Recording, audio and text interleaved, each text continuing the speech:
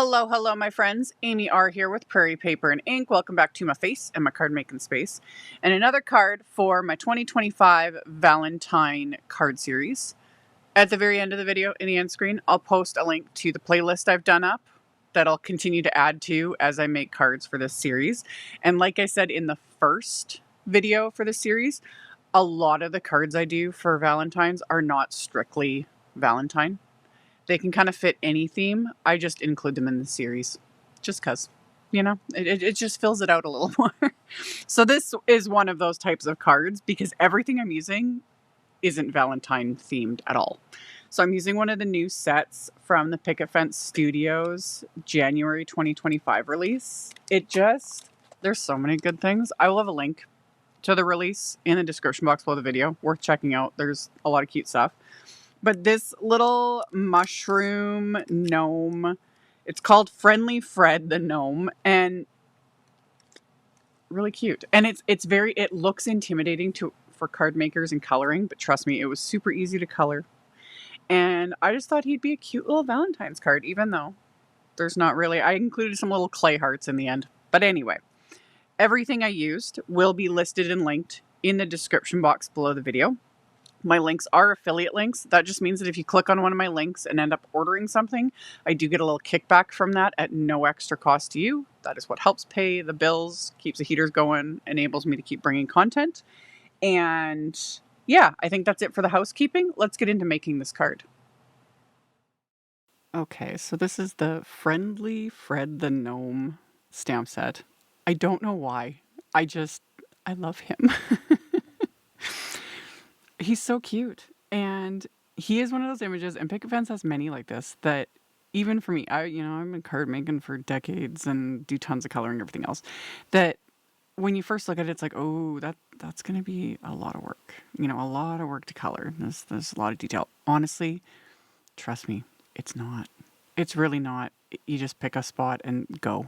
And I've talked about this in some of my videos, that images that have a lot of detail like this are actually in a lot of ways easier to color because the detail's there. It's just in the stamp. So you just got to add a bit of color.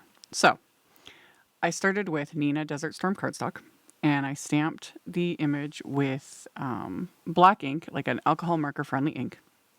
And then I'm using my Olo markers. Any alcohol markers will work.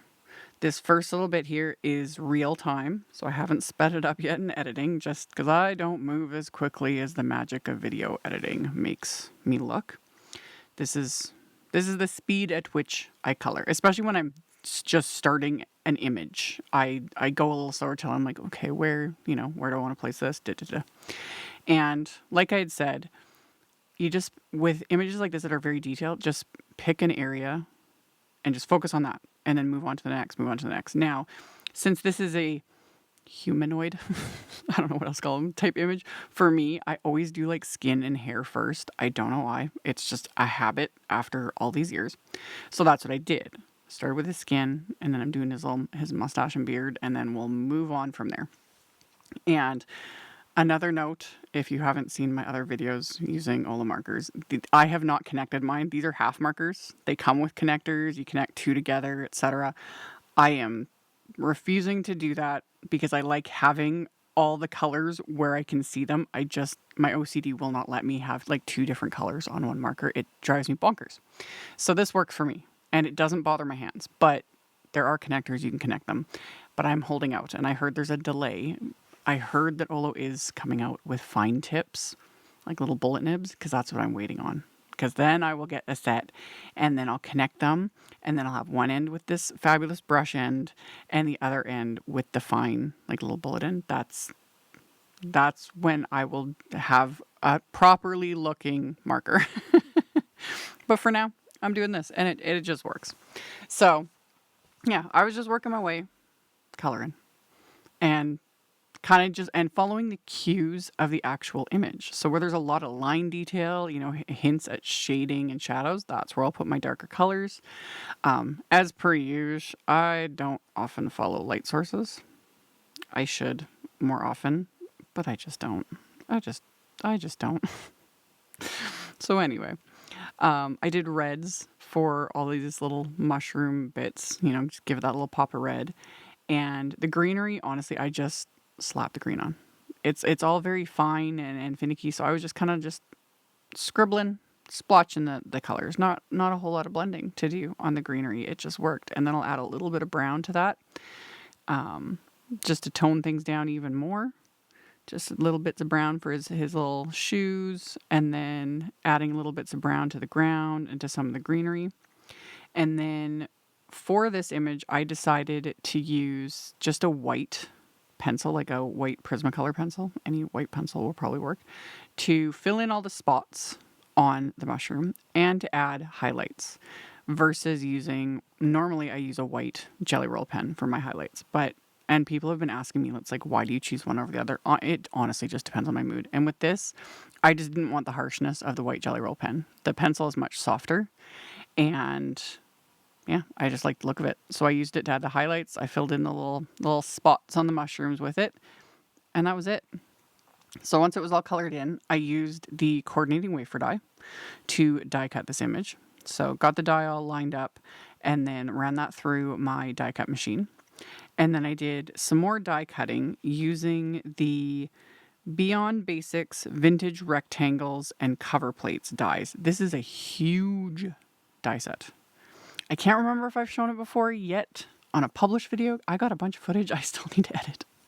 I've used it before. I just don't know if I put it in a public video yet, but it's a big die set. There are 3 dies that imprint like a pattern. So I'm using the brick one.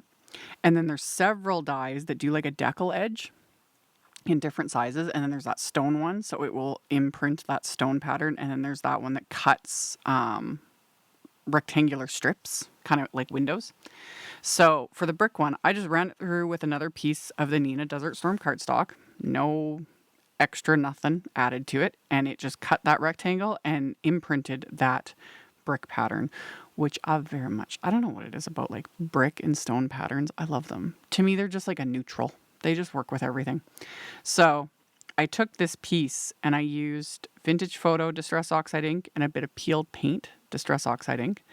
Added some with some Picket Fence blending brushes, and then also went just direct to cardstock with those ink pads just to enhance that brick pattern. And because Oxide inks are very water reactive, I splattered a bit of water on here as well and lifted it up with a paper towel just to get that, sort of distressed, splotchy look. And then, of course, we're going to add more splatter because that's just what we do. So after I did that, I had also die cut a layer with one of the decal edge rectangles from that same die set. I used the largest one. So this one is about A2 size, so 4 1/4 by 5.5 inches. And on this one, this was just cardstock from my stash, kind of a neutral cardstock. And I just used that same Vintage Photo Distress Oxide ink and just blended that around the edges, because that's all you're going to see of this one is just the very edge, because everything's going to layer on top of it. So I just added that bit of the Vintage Photo, and then also like kind of ran the brush just along the very, very edge of this, just to enhance it a little bit, just like so. And then as an additional layer, I also pulled out the Beyond Basics A2 stamp cover plate with Postmark dies. This is another big die set. There's a ton of dies in it, but I used just this big, like kind of postage stamp sort of die, because it's just going to give a fun border around this brick pattern, as you can see. So I'm just I die cut it from red cardstock, and then I adhered those 2 layers together with some craft tacky glue. And then off camera, aka I forgot to film, but I just added a bit of baker's twine, just wrapped it around, tied it in a bow. Nothing crazy. Now for splatter. So the first bit of splatter, we're going to use the Paper Splatter watercolor in Liquid Pecan Tart Brown. It's a very dark brown, and you can't really see it on camera, but there's a shimmer to it as well. It's quite pretty. Don't eat it, but it's accurate, like pecan tart. I was like, it sounds delicious and looks delicious, but don't eat it. Anyway, I put that onto a palette and splattered that heavily onto my background with my fan brush, and then decided to splatter it also around the edges of this. This will be kind of the main layer of the card front. And then what was left on my palette, I added to the main image, my little gnome friend, just lightly. Mostly keeping it towards like kind of the bottoms and the edges. I don't want to, you know, I don't want to cover all that coloring with splatter, but just a little bit. So I used all that up, cleaned up my brush, set that aside. All this splatter is now dry. And I'm going to adhere these two layers together with some Big Mama foam tape from Simon Says Stamp. Just, it creates a little bit of dimension, but it's not super bulky. So I adhered those two layers together. And then to adhere my gnome, I'm also using that same foam tape just to pop it up over this baker's twine. And again, just build that little bit of dimension.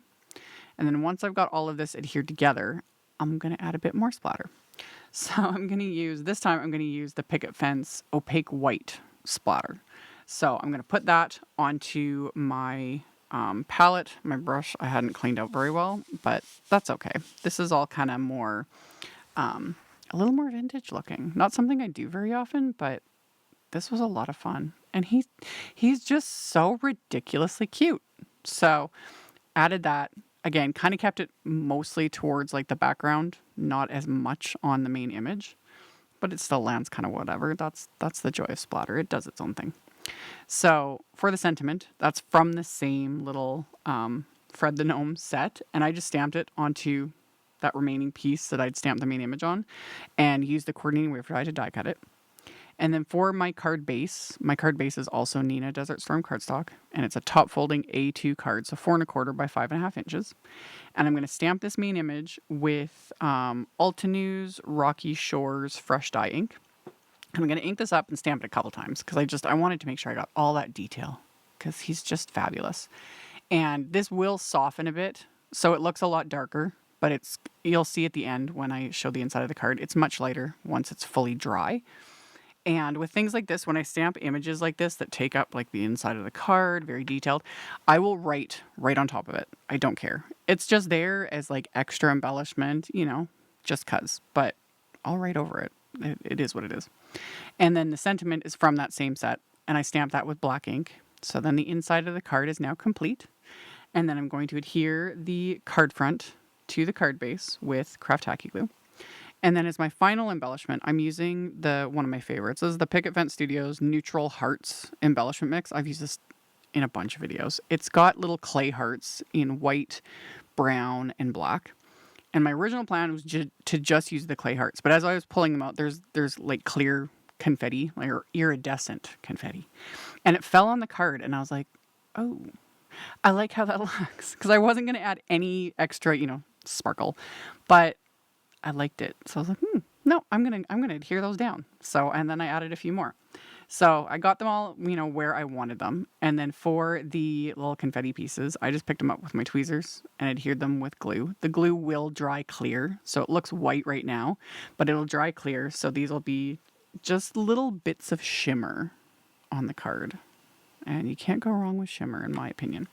So I adhered the little clay hearts and the confetti with craft tacky glue. So using the reverse tweezers for the confetti and then my embellishment wand for the hearts. Got those adhered into place. Let the glue dry. And then as you can see, the glue dries clear.